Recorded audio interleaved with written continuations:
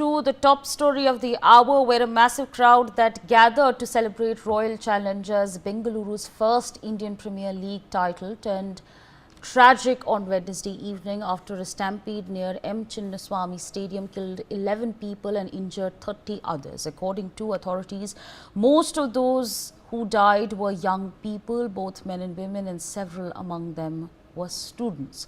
According to authorities, most of those who died were, as I said, young people.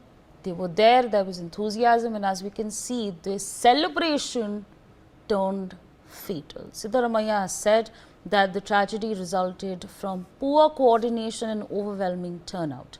Police said around 50,000 people had gathered within a 1 kilometer radius of the stadium, and many tried to push through gates or climb over barriers. Several photos and videos from the incident site show fans pushing and shoving each other.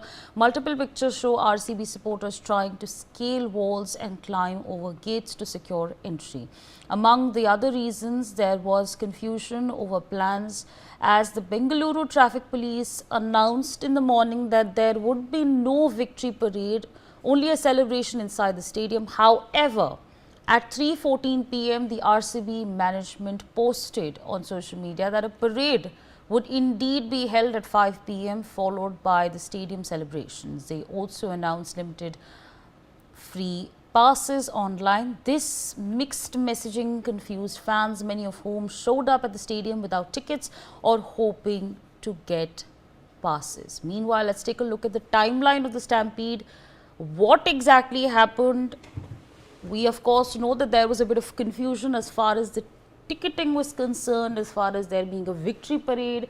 No victory parade was concerned, but let's take you through the stampede that took place starting with June 4th, 2 p.m, where thousands of people started arriving at the M Chinnaswamy Stadium. This was roughly 3 hours before any sort of celebration was to take place.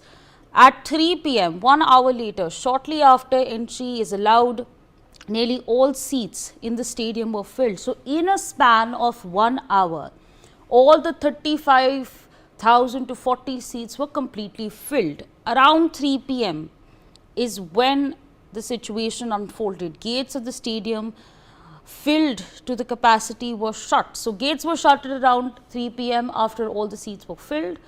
And at around 3:30 p.m, 3 gates saw a huge crash among as people tried to enter the stadiums, the moving forward, the crossing the barricades, so on and so forth.